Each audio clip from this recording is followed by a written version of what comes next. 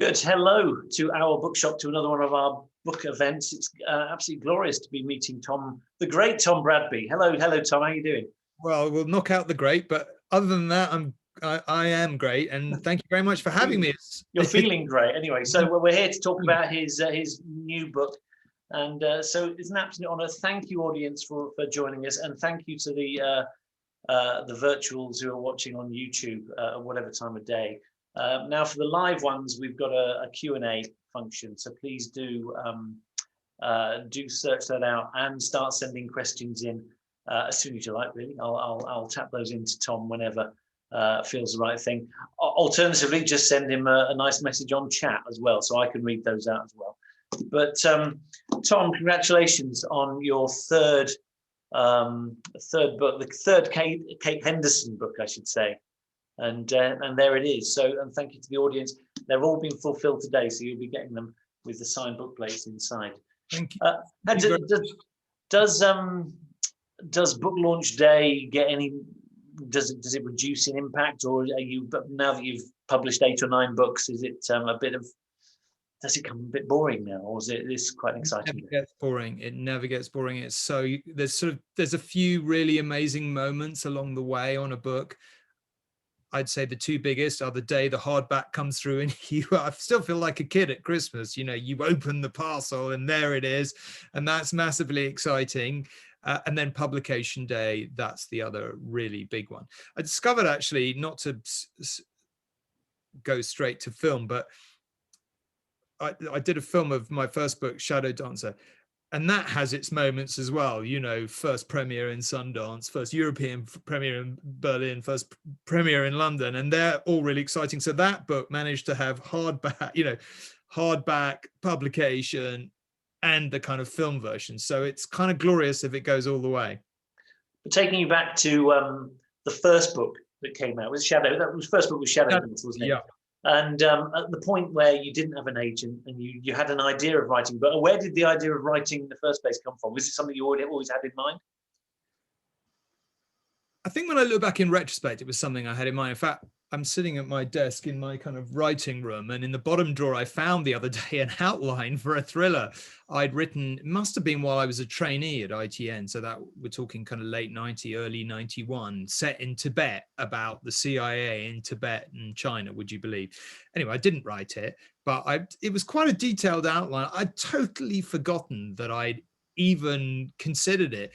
I also later on found a kind of half-written sort of 10 or 15 pages of a novel set in Romania that I actually wrote whilst I was a student. So I always used to think the first time I'd ever considered it was Shadow Dancer, but actually history has proven me wrong. I did consider it before, but basically I was, by the time, I was Ireland correspondent in '93. I got the job. It was an amazing big job.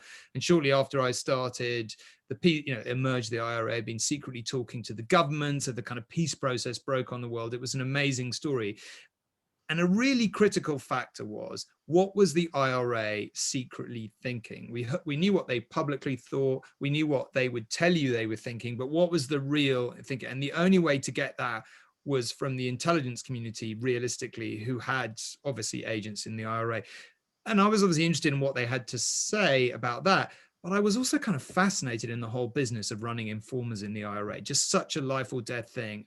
And I kind of imagined, I thought, what is that relationship like? It must be incredibly intense. If you're the handler, you know, if you make one mistake, then your informer's going to die. And yet you're living only a few miles apart. You're watching the same TV shows at night, and you're on totally different sides of this enduring conflict. So that just felt like a fascinating idea. Plus, it was the peace process. There was so much going on. There was so much in my head, so much I was hearing. And I thought a novel with a really compelling story like that, at the heart of it, would be a great place to sort of explore some of this, which it was. And it was a kind of pretty wonderful experience. And the and getting the editor and getting the first book deal, was that quite a simple process, given that you had a certain fame at that point, being a journalist in Northern Ireland? When I just realized, as I said, a wonderful process, I realized that was a total lie. It was a very, very painful process. So I guess I had three advantages. Maybe one, I was on a great story, which there was quite a lot of world interest. Two, I was a journalist on TV, and so maybe somebody who had a bit of a profile. And three, my wife, who's always kind of been my partner in writing, had worked for a literary agent, and she didn't recommend me someone at her agency actually, but I was asking her about an agent, and she said, this is the person you need. You need somebody who's a really editorial agent who really develops his clients. So I got in touch with this guy, Mark Lucas, and I love him to pieces. He's still my agent. He's a close friend, but the first 2 or 3 years were, painful. I would send him something. He wouldn't return my calls for 3 months. I'd call like 50 times. I'd feel like a stalker. Eventually he'd, return my call, and he's going, yeah, I mean, it's a bit better, but this annoys me. And then he'd go on a sort of 2-hour rant, tearing everything I'd done to pieces. And I would kind of like pick myself up and go at it again and again and again. I don't know how many drafts I wrote. I mean, I can't imagine. 15, maybe 20. And he never said, "Oh, I'm your agent," or "I'm going to rep you," or anything. We just literally never had that conversation. It was, don't return your calls. Eventually answer your call, tear your manuscript to pieces for 2 hours, say, I'll speak to you again when you've rewritten it, and then the same process. So that went on for about 2.5, 3 years. And I guess it's just determined persistence. I just kept going. And eventually one day he said, "Yeah, I think we'll take it to publishers now." And I was like, "You're Brilliant. Kidding me." And the rest was easy because he knew his business and he'd made sure he got it to the point where I think I will bring you back to writing process, but what we touched on Ireland. Do you view what's going on in Northern Ireland now with a certain dismay? Is it that all the great work's been done? What I do a bit. I mean, I'm sort of mildly worried about it, rather than, I don't think yet there's any indication that things are realistically going to go backwards. But I came into journalism at the end of the old Cold War. My last year at university, one of the reasons I went into TV is I would bunk off lectures and go home and literally watch the Berlin Wall fall and all these people flooding through, and the joy of it being so visible. And it was an incredible time to be alive. And then, I joined ITN, great career. My first big job is Ireland. And lo and behold, got the kind of amazing transformation is happening in Ireland too. Suddenly there's a peace process. It seems like the IRA is serious about peace. Then there's a long ceasefire. Then effectively peace is embedded. I mean, what an amazing job to do. I felt so lucky to do it. What an incredible privilege, and what complete joy, to be totally honest with you, to watch even the most intractable conflict being resolved. That was an incredible thing to witness. So it would deeply upset me if it were to unravel. Oh, absolutely. Right, let's talk books. You've this is your 9th book. I've made a note on that. I've obviously done my research, and I have to put my hands up and say this is the first Tom Bradby that I've read, and obviously reading a third of a trilogy is never an ideal scenario, but it works. It does work as a standalone. You've obviously written that with that in mind, I suspect. Yes, you think very hard before you start a trilogy, because there's some massive advantages to it and there's some disadvantages. I grew up loving trilogies, so one of my favorites was Len Deighton's Berlin, game, set and match, kind of set in the grey, nuanced world of the old Cold War. I absolutely love that. And there's something incredibly satisfying when you get into a trilogy. And I notice a lot of the best TV series writers do kind of similar things. If you watch something like Line of Duty, Jed Mercurio is a very clever writer. And the way that he tells you a great story, and then in the next series, he basically asks you to re-examine the assumptions you made too quickly in the first story. It's like, well, you assumed this, but was that right? And what about looking at it from this angle? And you think, yeah, that's a good point. And the whole idea that everyone is sort of, can you trust anyone? Can you take anything at face value? Everyone is slightly double crossing everyone else. And I absolutely love that in TV series. I love it in a book. And so I started this. I wrote Secret Service. The essential idea was, what if you were a mid-ranking MI6 officer trying to keep your career going, jostling your rebellious teenagers and your aging ill mother and all the rest of it, and suddenly you get given this nuclear weapons grade intelligence that the man who's about to become prime minister could be a Russian spy. I thought that was an intriguing idea for our times. I wanted a really sort of everyday heroine, and I thought it could make a great trilogy along the Len Deighton kind of line of duty mold. But I thought, well, I'll wait and see, because you never want to take the story further than it naturally seems to want to go. So I got to the end of Secret Service, and I had another what I felt was a great idea for a second one. And then when I finished Double Agent, I felt like, okay, I've got a really great idea for how to finish this. So I've worked very hard, because you have to. So if you want to just skip to the climax and finale, that's fine. Hopefully Triple Cross works as a standalone. And I tried really hard to think, if you didn't know this was a trilogy at all, would it totally work as a standalone? And I worked pretty hard on that. So hopefully that's borne out. Yeah, no, I know. So I had a customer in the bookshop the other day, actually, and he read the most incredible. He said it's the best book I've read in ages, and it turns out to be the last of 12 or 13 in a series. And he's read everything, the culmination, the whole lot. Now, I actually have no fear in the fact that I know I could go back and read 1 and 2, because, I mean, whilst I know kind of what's happened, I think there's so much formation of the characters and things, which I think would be so important. But now, could you bring the audience up to speed with who Kate Henderson is, and kind of perhaps your elevator pitch for the first 2 books, so that we know where we are at the start of this book? The essence of the idea, I suppose, maybe I could start with the idea and then I'll come to Kate Henderson. In the old Cold War, we all knew where we stood.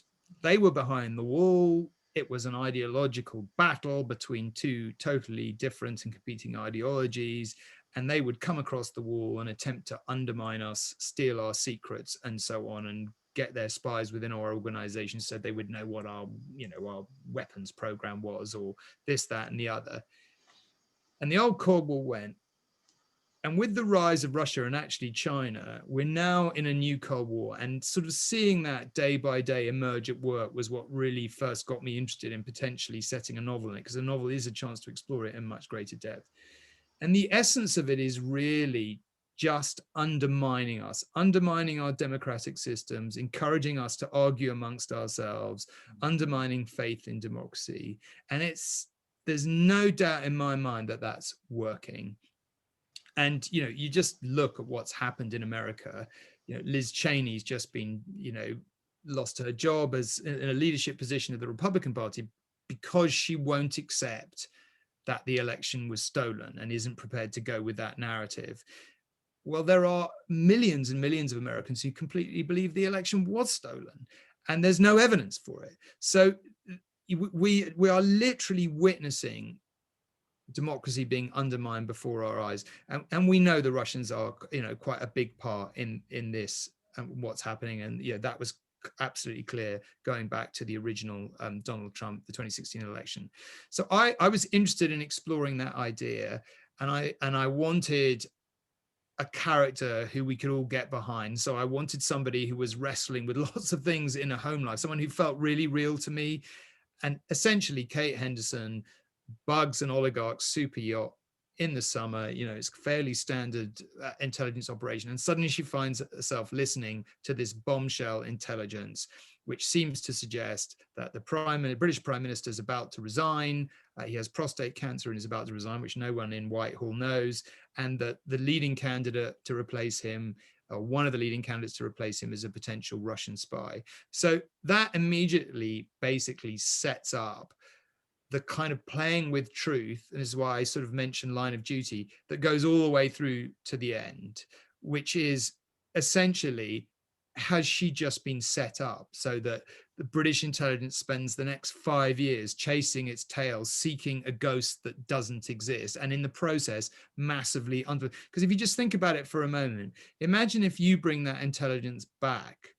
I mean, I spoke to a former MI6 person who used to work on Russia, and I said, if you brought that intelligence back, what do you think would have happened? And he said, well, I don't think my bosses would have wanted to, so at least in the first instance, wouldn't have been very keen to listen to it, because the implications are obviously so massive. So essentially that's the pitch. And in the first one, she is attempting to find out whether it's true or not, and if so, who this British politician is. Meanwhile, she's searching for a spy within MI6, which is also part of that original conversation. And the end of book 1 is really revealing who that spy is. In book 2, she's got a Russian defector from the intelligence service in Russia who says, I've got cast iron proof that the prime minister is working for the Russians.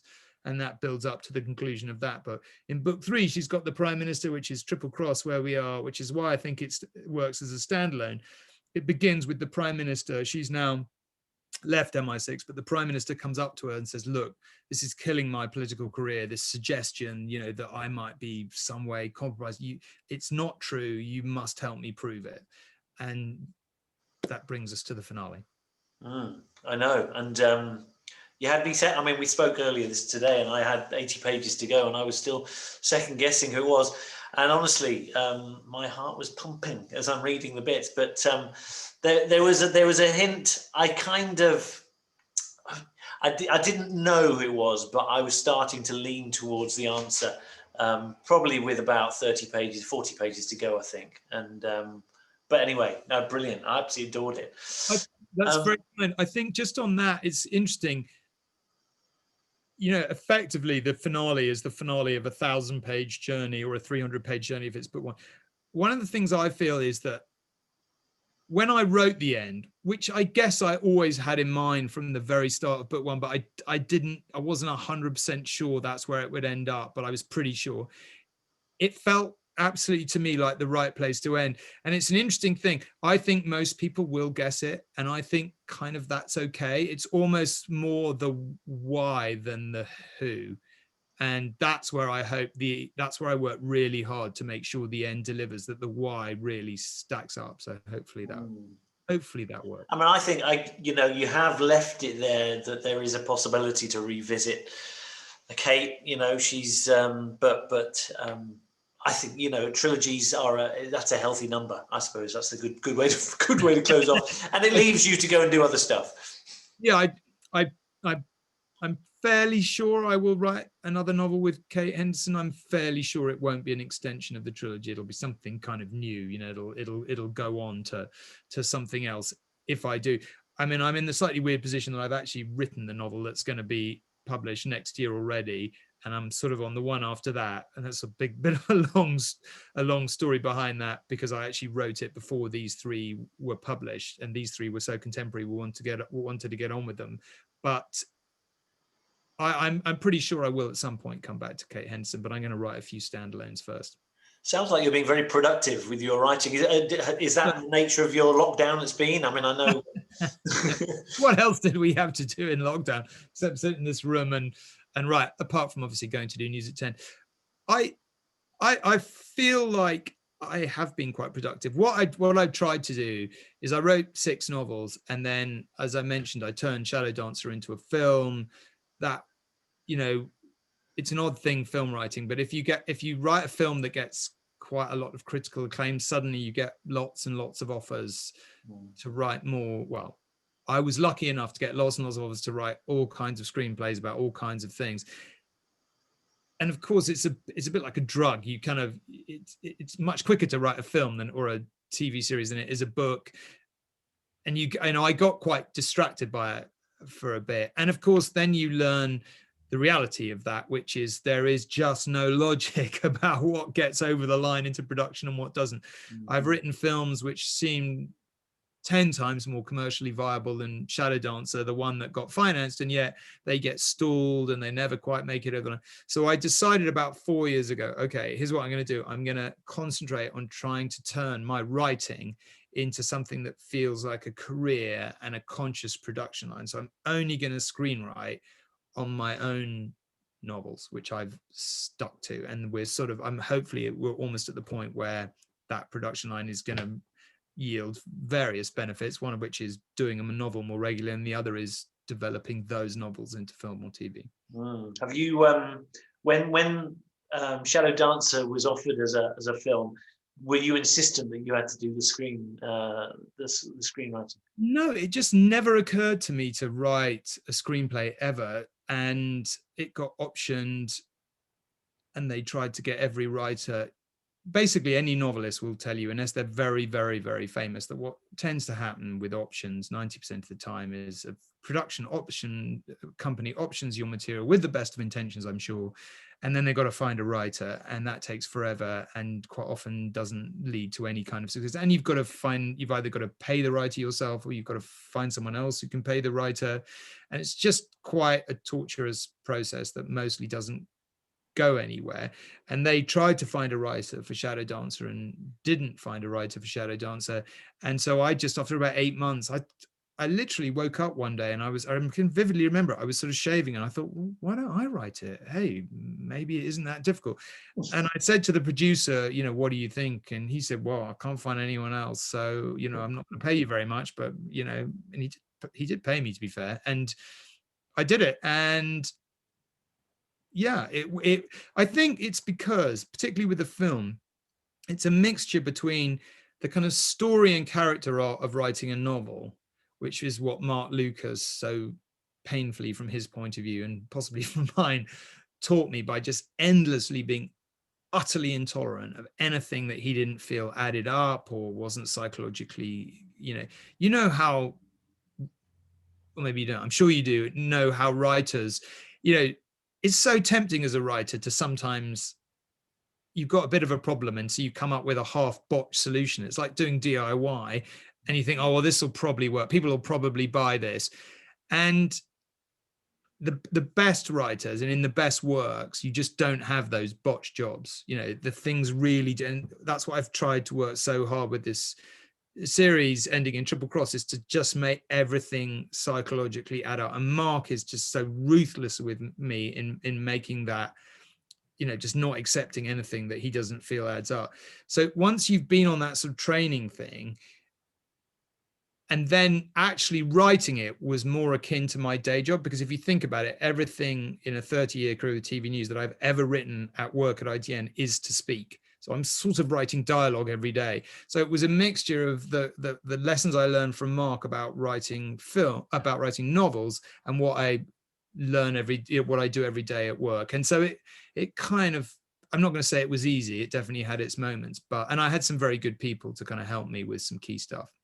One of my questions was going to be the difference between screenwriting versus writing a novel, which I think you've touched on there. It's in terms of the thing about it is that every time you jump a medium, there's a learning curve, and it's quite hard to know until you do how big or small that learning curve is. So jumping from being a journalist to writing novel, kind of epically huge learning curve, to the point that almost nothing about my journalistic career was relevant to writing novels. It was pretty much starting from scratch.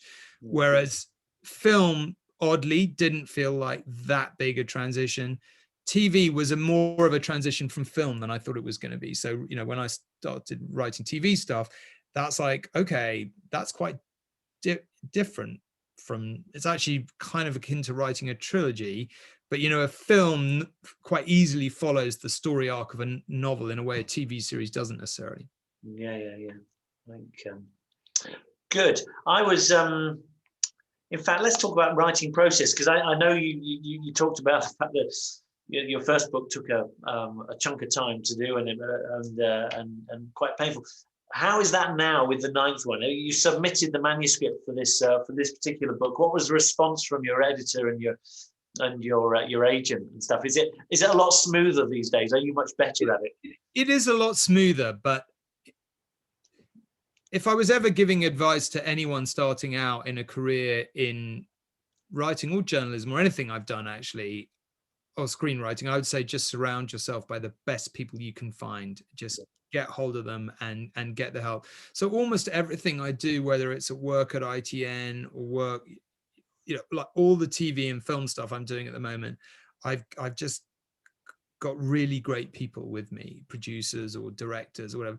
And what you find is that when they come back to you about a script, say, what they've got to say is so psychologically exact, about why this doesn't work or that. And they're just, once you work with good people and you get to trust them, it just, nearly always they're right. And that's really what I've had for 25 years now with my novel writing. You know, I've had Mark Lucas and Bill Scottkart and my wife Claudia, all of whom are incredibly smart people. And when they come back and say this doesn't work or that doesn't work, or you know, they're just always right. And then it's kind of like, you know, with Claudia, we kind of then debate what the solution is. But just having that, so that by the time that somebody in the audience gets to read it, it's like been through a lot of quite intolerant processes. And I'm not saying that there aren't flaws or faults, and sometimes I read other people's work and sometimes I love it. And sometimes I think, I know what happened here. And I wish you'd had someone who'd said to you,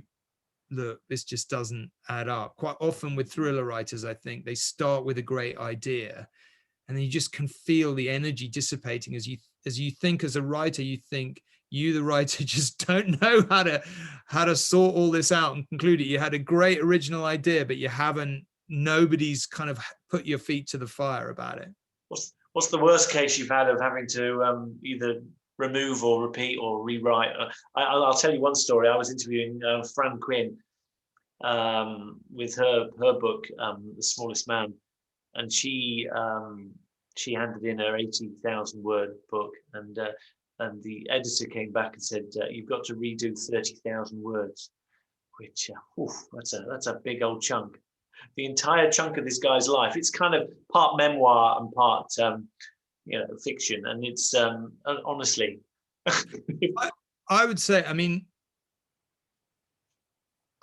now the process is quite smooth because hopefully, quotes, I know what I'm doing a bit more, but in the early stages. So for example, with Shadow Dance, and I'm probably not exaggerating to say we wrote 20 drafts and they were big rewrites for the most part. Yeah. And I'll just give you one example. So people can kind of try and visualize what we're talking about. In Shadow Dance, it's written from two people's point of views. It's written from the IRA informer Colette, who's caught on a bombing run. She's got young kids, and she's basically told, work for MI5 or you'll spend the rest of your life in prison. So she agrees to work to MI5. And then the moment she goes back to Belfast, she is betraying the people nearest and dearest to her. Her brothers are in the IRA and all the rest of it. And so it's very easy as a thriller writer to create tension around her. But I also wanted to tell the story from the MI5 agent's point of view. And the basic thing was, once they got back in Northern Ireland, he didn't really have enough to do until he was waiting for his meetings with her. So she was trying to stay afloat and stay ahead of the kind of the tout hunters within the IRA. Meanwhile, he was kind of waiting there. And this just used to really annoy Mark. I mean, really annoy him. So I tried everything. I gave him a kind of divorce, a broken heart, a dead father. I mean, you name it. I tried it. And every time it just used to just wind Mark up because he's like, yeah, but he's really annoying and he doesn't have enough to do. And and it kind of got to the point where on one manuscript, I got a note saying, yes, comma. The trouble is, he's a wanker and this is going nowhere. Excuse my language. And I thought, okay, great. And anyway, I kind of thought, okay, I've got to come up with a different solution because none of my solutions are working. And that's when I came up with the idea that what he discovers in the course of the novel is that his bosses have another agent in the IRA who appears to be more important than his agent. And the only reason he was tasked to recruit his agent was so if the tout hunters got too close to their agent, they'd have someone to sacrifice. And then the novel started to work. And just one more quick story. I thought after Shadow Dancer, and my Mark kept on, he made me reread Silence the Lambs about 5 times on the grounds that it's, technically a near perfect thriller, which it is, to be fair, and everything works seamlessly and it's brilliantly and beautifully structured. And then every time he'd say to me, yeah, but you've supposedly learned the lessons and you're not implying them. And then when I started writing my second novel, The Sleep of the Dead, I thought, okay, this is cool. I got this lick now. I've learned, I've done it. And I would say the first 3 drafts, so we're talking 90,000 words each of Sleep of the Dead, went pretty much totally in the bin. I mean, I'm not saying I didn't save some words, but mostly in the bin. Because I was trying to write a political thriller and he was like, it just doesn't work. It's not thrilling. And I ended up turning it into a psychological crime thriller, which hopefully does work. But it was even now, Sleep of the Dead is my kind of unloved novel. I shouldn't admit that. And some people who read it, a lot of them really love it or really like it. But it was so painful writing it. I can't even think about it. Sorry, I shouldn't admit that. But no, that's all good. That's all good. Let's tell you. Are you a big reader? Do you read lots of? I'm really sporadic. So I'll read a lot on holiday and that kind of thing. I read a lot of non-fiction. I tend to read more literary fiction than I do crime and thrillers. I think that's because if you're reading in your own genre, you tend to see the joins, and it's quite hard not to read it as a sort of critic rather than reading for pleasure. So I've read, I read Crawdads a few weeks ago, which I loved. I read a brilliant book called Boy Swallows Universe that someone gave me in Australia, which I loved. I'm reading a book from Transworld called True Crime at the moment, which or True Crime Story, I think, which I'm really. So I do read quite a lot, I guess, yeah. And I love a good read. I mean, the thing is, you lead quite a nocturnal life, I suspect. How many nights a week are you on telly? I mean, it really varies, sort of three-ish. That must affect your reading pattern, I suspect. But so yeah, I mean, you mentioned Thomas Harris, Silence Lambs. You got favourite authors that you tend to sort of delve into over your lifetime? I pretty much, I'll kind of start my holiday reading with a Robert Harris if he's got one out. Robert's a friend of mine, and he's a lovely man, and he's just brilliant. So I feel like going around to his house if the novel's not out before my holiday and asking for a delivery. Traditionally, kind of Len Deighton, Gerald Seymour, Le Carre, Thomas Harris. I think Scott Turow is actually one of the best thriller writers. I tend to like thrillers and then just random, quite a lot of, literary fiction. Oddly, as in, I quite enjoy literary fiction because I think it's quite different from what I do. But because I feel like I was put through a school of hard knocks by Marr, it's made me very intolerant of thrillers that don't really, and I tend to go for things where you've got a great story, but it's woven into a kind of quite rich political context. So I don't really enjoy the concept thrillers that start with an idea and, somebody comes home and their family have all disappeared and, people love them and I'm not knocking them. They're just not my kind of thing. Whereas something like Presumed Innocent, or you could go and reread that so many times, or Len Deighton, actually, these stories with just this really rich background and context, and the story is so cleverly woven into that background. That's what I find really satisfying in a read. And actually, it's rarer than one might think. And to be honest with you, that's what I'm striving for in my writing, for sure. Yes, I mean, thrillers have not been my normal kind of my normal reading fodder over the years, and actually, well, through the lockdown, I've been interviewing lots of authors, and that's resulted in me having to read lots of thrillers because of it. So, I mean, obviously tonight with you, and who was the last one? Simon Mayo with Knife Edge. I mean, that's I don't know if you read that, but I mean, there's 7 murders on the first page. I mean, that's... Simon is a friend of mine. He's also a lovely man. I really liked that. I thought it was very good. I think he's a very talented author with a long way to go. And it was clever, and it was interesting, and it was unusual, and it really felt like it stacked up. So that was definitely one of the ones I've most enjoyed actually in the last year. Yeah, no, ditto. We made it our book of the month actually, and it got the thumbs up from everyone. Let's deal with this third book now. So I've got a number of pointers that I was thinking of talking about, but particularly I love your location research. You must do a whole heap of that because, so at one minute you're in Moscow, or another minute you're in Prague, or another minute you're in some, and there's a lot of detail that goes into, I mean, I suppose there has to be for a thriller, doesn't there? Because, I mean, have you got people checking your facts and doing...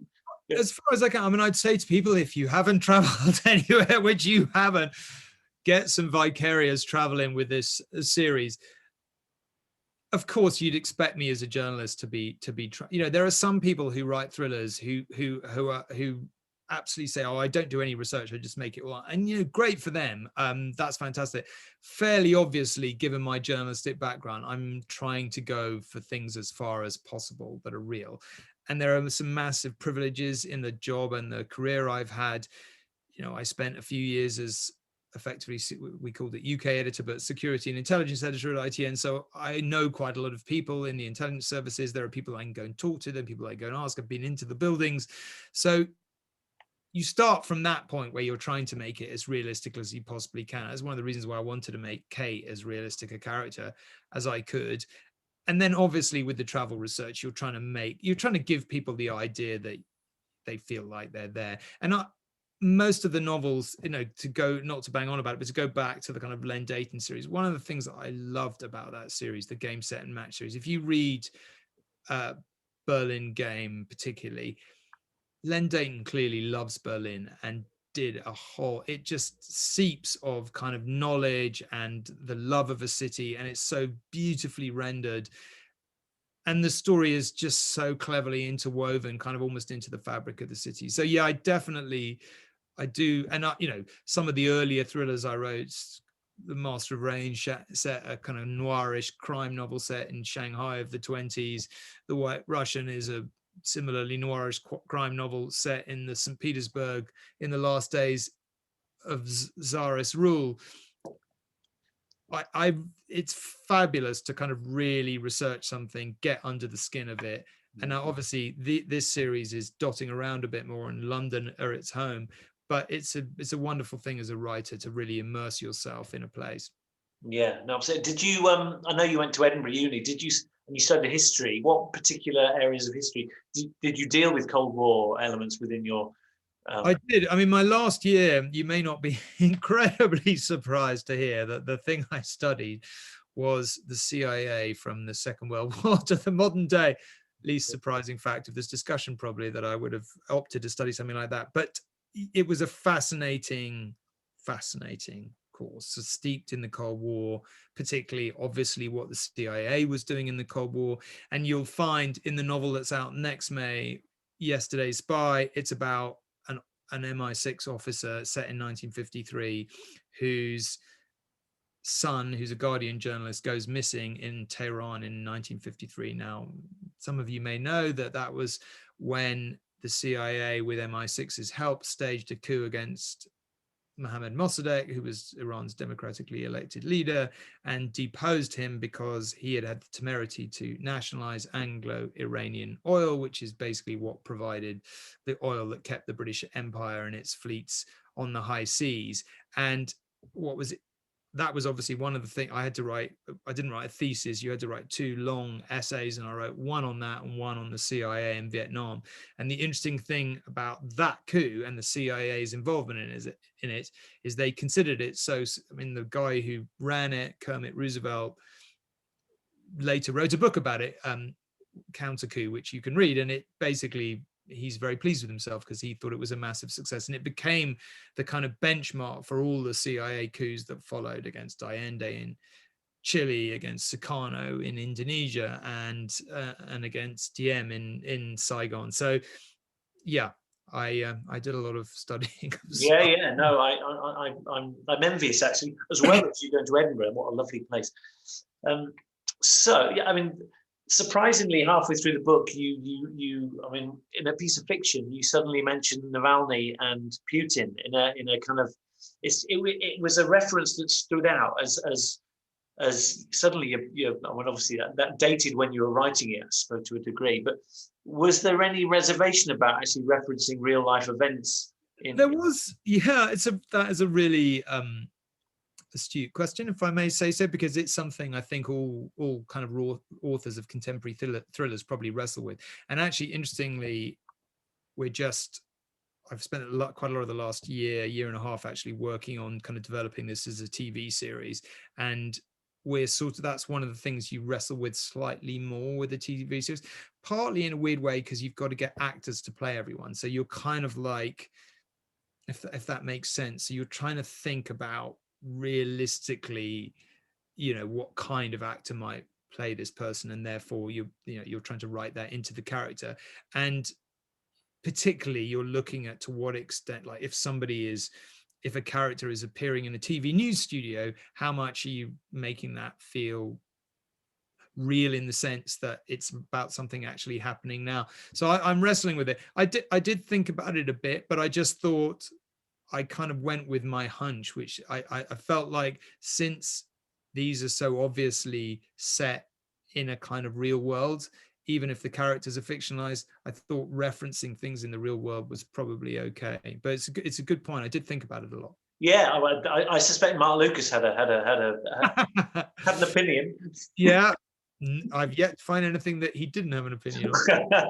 But, no, that's an issue he has raised before. Somehow he let this one go. But I think he kind of felt this one was okay, but there's definitely others where he'd said, no, take that out. It's taking us too much into a real world, and you don't want to. We touched on this earlier when we spoke on the phone about the growth of Putin and the Cold War and whatever, and that's sort of that's manna from heaven for a thriller writer like yourself. And are you pleased about that, or obviously it's a bit of a scare? I'm not pleased at all for what it's doing to Western democracies. I think that's deeply disturbing, and I think anyone in my business who doesn't think it's deeply disturbing is probably in the wrong business. The evidence of it is everywhere, and they are indisputably trying to sometimes influence elections, but certainly undermine our democracies in all kinds of ways. And look at what's happened in America. I mean, they certainly have played a part in, getting involved in American politics with the leak of the kind of Democrat emails. Undeniably, that was their doing. And, look where we've ended up with many, many Americans not believing in the integrity of American democracy. And you don't have to believe anything. I mean, you can choose what level you might want to believe, but even if you choose the kind of most basic level of the stuff we absolutely know for a fact, like the fact that the Russians were involved in the email leak, the net result is a massive undermining of faith in democracy, and that really troubles me. Wow. Yes, it is great for a thriller writer. I mean, I know it's a gift, and obviously I'm trying to tell a story and I'm trying to entertain people, but I'm hopefully trying to inform people as well. And one of the things I have always, or have often done in my fiction, is used it as a place when I feel like there's a lot going on that I want to explore and get across, and you don't have the time or the space to do that. And then like doing a documentary is one possibility, and I've sometimes gone that route. But actually, the way I like to do it is through a novel where you can create a fictionalized world, but I think everyone knows that there are real things behind it that you're drawing on and trying to get across. I think I was listening to Radio 4 the other day, and there was some chap on there saying how he didn't like the electoral system, and it's predominantly because the result wasn't the way he wanted it. I mean, that's the fundamental of his argument, which did seem a bit wrong. And it sort of references some modern world we're in with short-termism and what have you. But in terms of your job, you have to show complete unbiased in all environments. Do you find that a struggle occasionally when you're doing your job?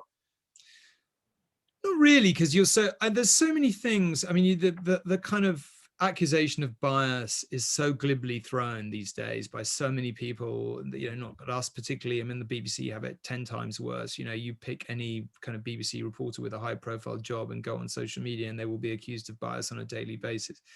I think people just, it doesn't frustrate me, but it's sort of, most people just don't understand the environment that we operate in at all. And so, for example, and even newspaper journalists I've worked alongside for years, sometimes you're explaining some stuff to them and you think, you've got no concept. Being regulated by Ofcom is a really, really serious thing. If you complain, you can complain about anything that I do. You can complain about anything I said. You can complain about how I conducted myself. And if Ofcom opens an investigation, that is a really, which admittedly it doesn't do all the time, but that if they think, no, we need to look into this, that is a huge. I mean, I think it was the 2010 election, I had 2 Ofcom complaints against me, and they probably, talking about an environment where you're already working from 5 a.m. till past midnight every day, 7 days a week, because it's an election. It's political editor, it's an election campaign, and it was about something to do with electoral reform, and I I had to probably spend a minimum of 10 hours answering those off. I had to go back over everything I'd said, not only for the previous weeks, but the previous months, to make a case like a lawyer for why I had argued that piece of, why my analysis on that particular day had been that particular thing. And it was exhausting. And that's the environment we take impartiality really, really seriously, because apart from it was because we want to, because we understand it's important, because it's in our DNA, because it's critical for what we offer as a news organization, but also because we legally have to. And my God, the consequences if you get it wrong are no fun. I mean, it's a long time since we've had an Ofcom complaint go against us, but if I lead News at 10 on an item one night, and then we get an Ofcom complaint about it, and then it goes against us, News at 10 begins with a black screen and a Rolodex, I mean, it's just awful. So we are really careful. And every day that I was political editor, I would sit in an edit suite with my, producer, or I'd phone my editor and I'd say, well, listen, this is my analysis of this, is this okay? Can I say this? And, your producer might say, well, no, I don't think you can justify that. By which, he or she meant you're not going to be able, as a matter of impartiality law. So it's more like being in a courtroom than anyone watching could possibly imagine, where you're testing the validity of your judgment every single day. And at the same time, we're trying to say stuff that's essentially true. Why would you watch our news program unless we were using all our knowledge and using everything we knew and trying to essentially come to a judgment about what this realistically means? Now, lots of people watching with decided political views might not like our judgment, but it doesn't make us biased. And that's sometimes a thing that is hard to get across. And I've made a point of keeping my, I have friends who cover both spectrums, as far right as you can go, and as far left as you can go, from Genghis Khan to the other extreme. And I see them both commenting on the same Laura Kunzberg kind of article that she's just done, and they're both moaning about it. And on one occasion, I introduced them to each other and showed them what they'd both been saying and said, look, guys, one of you's got to be wrong or right, or maybe she's getting it right. Also, can you imagine? I mean, she's a really good correspondent. The grief she gets is like so unpleasant and unnecessary. And, we just live in a world where people are very, I would want to say really clearly, we don't always get it right. Of course, we're human. We get it wrong. You get carried away. You kind of reach this conclusion. But I mean, as it happens, I am I've always said that I'm a kind of floating voter. I've always been a floating voter. To be totally honest with you, I don't really understand tribalism of any kind. It's just kind of not in my DNA. And every time I feel like I might be, getting signed into a tribe, I immediately want to leave it, And so I don't really, and as a floating, I think all floating voters are kind of probably united by not really understanding political tribalism. Like, why would you always vote for the same party? That just feels weird. I'm entirely in the same boat with my voting patterns. These last elections, I basically knew the people who I was voting for, so and they're all from different parties. But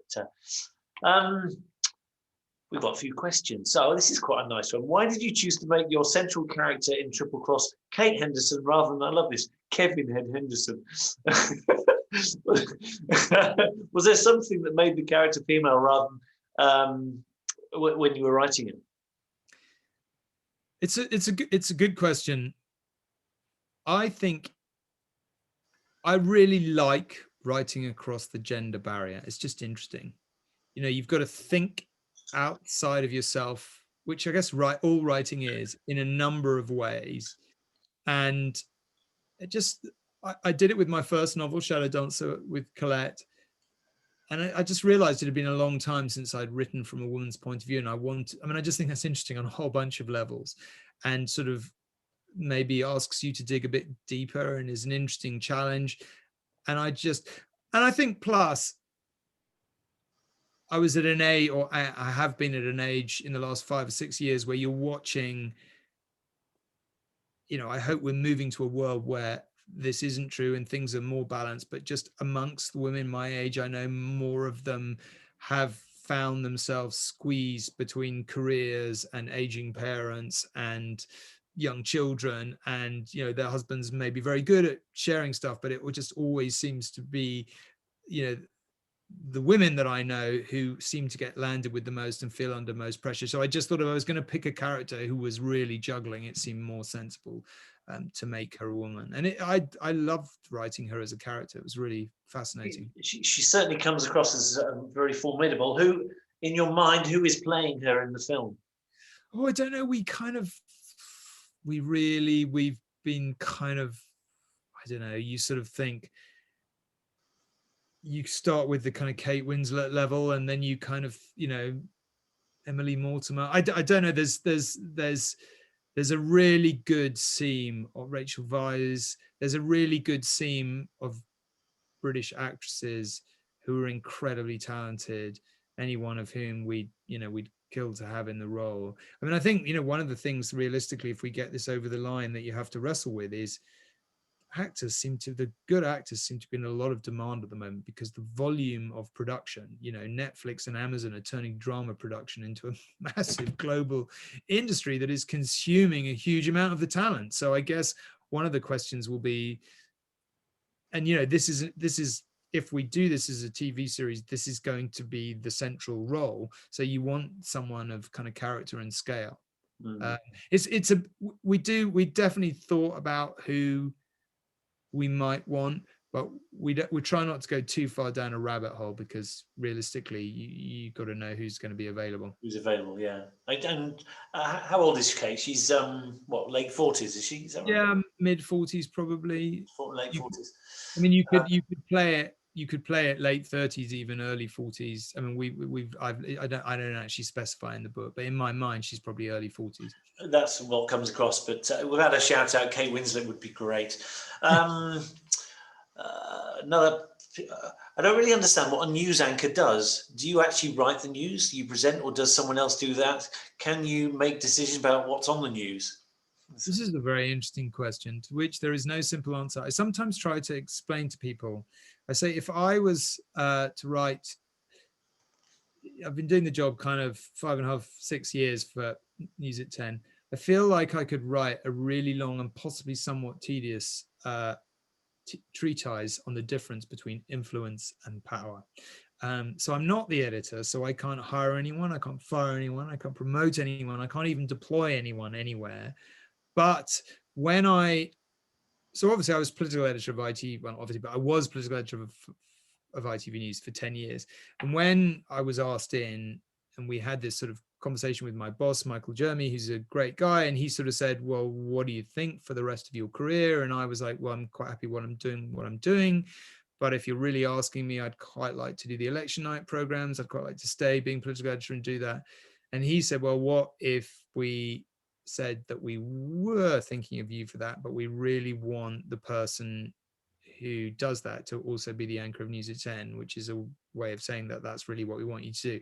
And we then began a very long series of conversations in which I said, look, I'm just not interested in just being a news, I want to kind of, if you're talking about a program that is that I'm effectively editing or being the key kind of driving voice in, then that's interesting. And if it's not that, that's fine, but I just don't want to do it. So that was how, and they said, no, that is absolutely what we're thinking.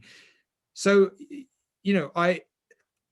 it's very difficult to explain, because there's no job apart from literally sitting there that doesn't technically have someone else to do it. So there is a program editor, and there is a writer, and there are producers.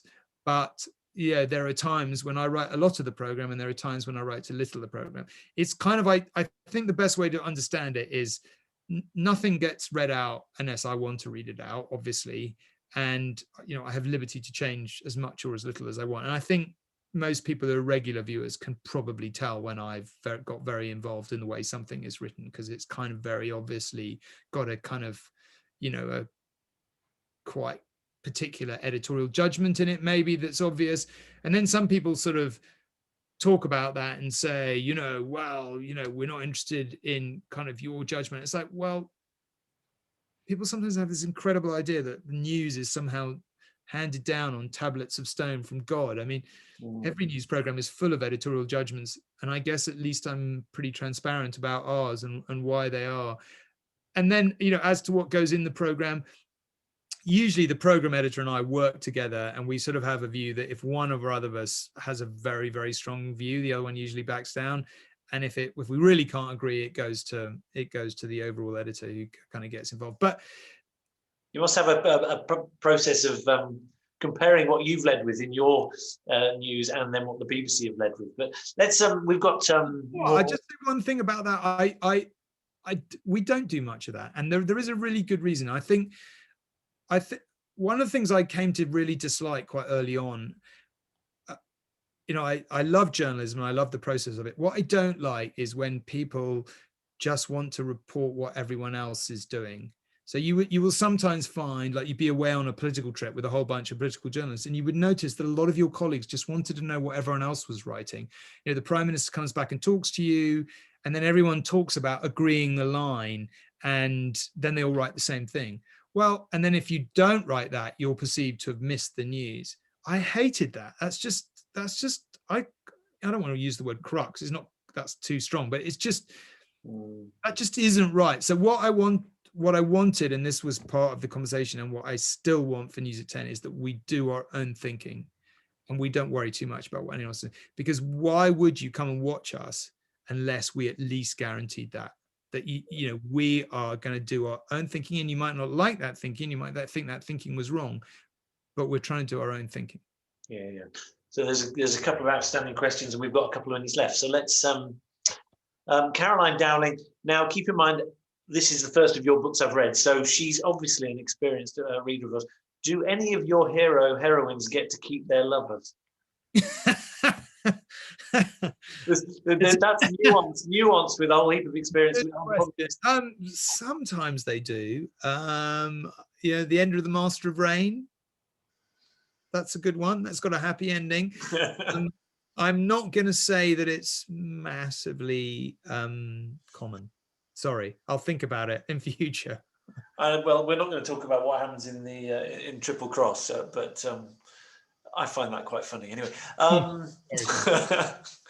And Margaret asks, it's wonderful to listen to you. I've read your profile, always a bit scary. You had an impressive education. Was there any teacher or lecturer who influenced your choice of career in writing? I was reassured to find that both Tom and myself were both the troublesome type at school. So were there any teachers that really were good for you? I think the teachers that survived me without booting me out would probably all deserve a medal.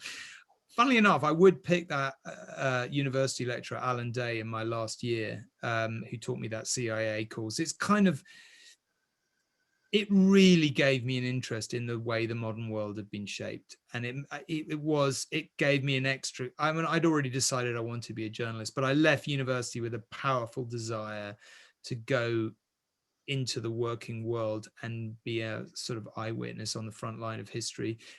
And that course really, it was incredibly well taught. And Alan Day, I'm getting it wrong, Rhodri Jeffries Jones was his name. Oh my God, my memory's fading. But he was a great teacher, and he really did get me, you know, started, I suppose, on how the modern world is shaped. Lovely. Listen, guys, I'm just going to post the YouTube channel, so that this is being recorded and will be posted onto our YouTube channel. We've now hit the 8 o'clock mark. So there is one other question actually, which I suspect I know what the answer is going to be. If you could choose any book to have written, which book would it have been? Now, having said that, I don't know which book it will be, but I know it's going to be something like a Len Deighton or some. I suspect. That's a good question. I mean, I would.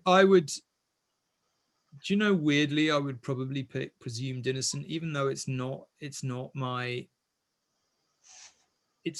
absolutely core to what I would kind of necessarily choose to read and love to write. You know, ultimately it's a legal thriller, but in the way it's structured and in the way it's written and the way the politics, you know, effectively you've got a thriller story. You know, a woman is killed, the person who she was having an affair with, who's the city's lead prosecutor, is accused of killing her. It plays out in the court, which isn't what I would ever intend or want to write.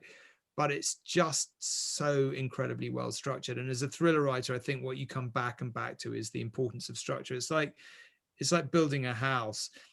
All anyone notices is the wallpaper, you know, and the curtains and the paintwork and how it looks. But if it's not well made, it falls down. And that's what I feel like about thriller writing. If you don't get your underlying structure right, that and probably Berlin Game, just for the joy of the read. Yeah. Or Silence of the Lambs, I suspect you probably quite like. Listen, Tom, thank you so much for your time. This is Triple Cross, a thunderously good read. I utterly adored it. So thank you all for joining us tonight. And well, we've got stacks of other events. I'm not going to give a shout out, other than the fact that I have just booked Michael Morpurgo for an event in June. So I'm obviously very happy about that. But thank you, Tom, and good luck with this book. And maybe maybe you can come to Tring for the paperback launch. I would love to. Brilliant. Thanks a lot, everyone, and we'll see you another time. Okay, take care. Bye. Bye.